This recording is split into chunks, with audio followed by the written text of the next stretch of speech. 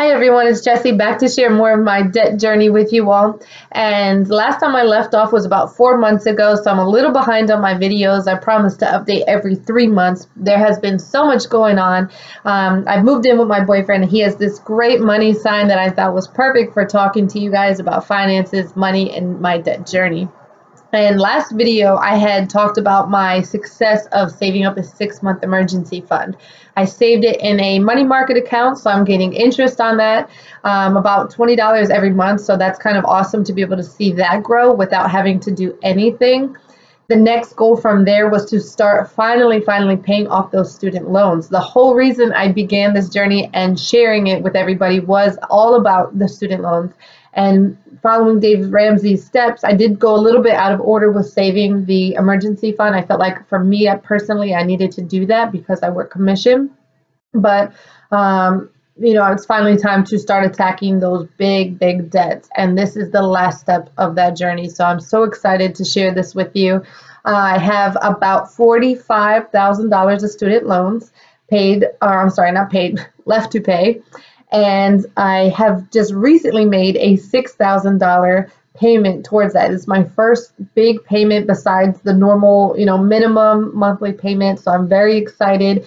I used my entire tax refund check. So I know that is hard for a lot of you to do, but when you get big bonuses or tax refunds and things like that, it stinks in the moment, but put it towards your goals and you will be happy. So I've been able to make that $6,000 payment. So I'm down now to just about $38,000 of student loans left. That's actually separated in 2 separate student loans. One is a $20,000 one that is a federal loan in just my name. The other one is a $17,000 in just my aunt's name. In my aunt and mine's name. So it's together with us.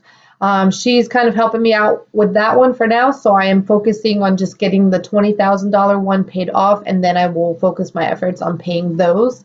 I do have a little tip for you guys. If you are not in the position to be able to pay off loans in larger chunks, putting $4,000, $5,000, $6,000 down at a time, I would highly recommend considering refinancing your student loans. My federal student loans have a rate of about 6%.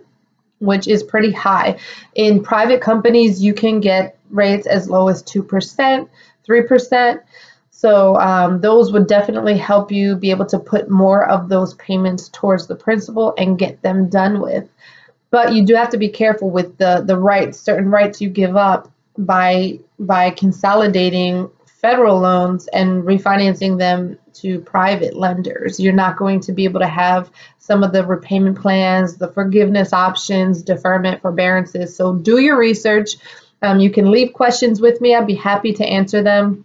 I worked for a student loan servicer, so I happen to know a ton about this stuff. So the game plan now is to finish off this $20,000 student loan, and that is going to be done in 2 chunks of $10,000.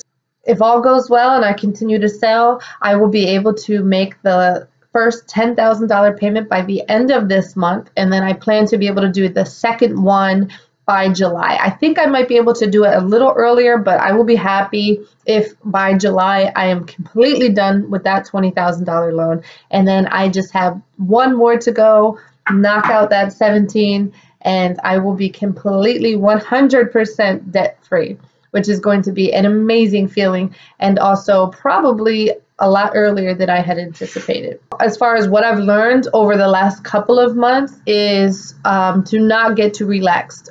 It's just like dieting, I think, as far as this whole saving and debt journey and debt snowball, paying off bills. It's just like dieting or trying to get in shape. You can't get too relaxed. If you have ever dieted, you know what I'm talking about when I say, you lose a couple of pounds, you're feeling good, you drop a couple sizes, and you feel like you can, eat those foods that you used to eat, and then you slip back to your old ways. So it's the same thing with money. If you start paying off debts and you maybe make a little bit more money at work and you have money saved up, you might get a little more relaxed on your budget and forget, exactly what got you to that point, by being strict and by having a budget and making a plan for every dollar that came in and not going over those budgets or those spending limits. So my tip is definitely don't be relaxed. I did that a little bit from September to December.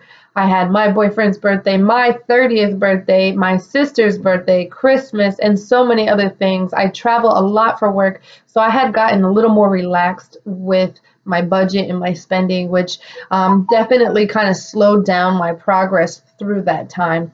But I'm kind of focused again, and I think it's important to have balance. You have to be able to live, because this is going to be a lifestyle change. Just like with getting in shape, if you want it to continue and to stay that way, you need to make it a whole lifestyle change. It's the same thing with money, because after these student loans are paid, there's going to be a next goal. Now I need to save for a house. I need to contribute to retirement funds. I want to save even more and start investing. So there's always going to be more places to put money.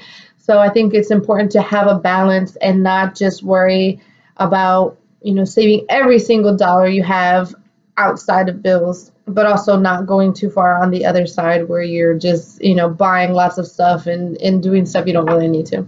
Another tip that I have is to read a book. So I am a big believer in reading. I just recently read The Millionaire Next Door, and I definitely recommend that book. I can't believe it's taken me this long to read it. A lot of the books I have read have suggested reading that book, and the whole premise behind it is that you can either be a millionaire or you can act or look like a millionaire, but very rarely are you able to do both.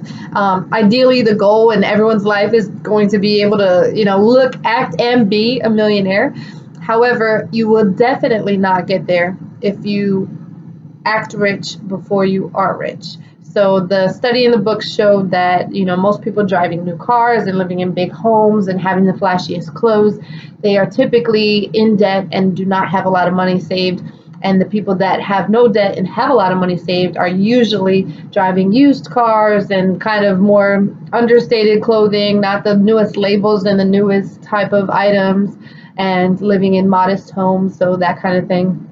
And I think it's a really strong message, because in our world, especially now with social media and everything, it's just portrayed out there to be the best, you have to have the best and all of this. And I just think that it's the wrong message, especially to this generation that has so much debt in student loans. So definitely read that book and check it out. So my next update will be in May, and I hope to be coming back with great news of sharing that I am completely done paying my $20,000 student loan, or that it is almost paid off.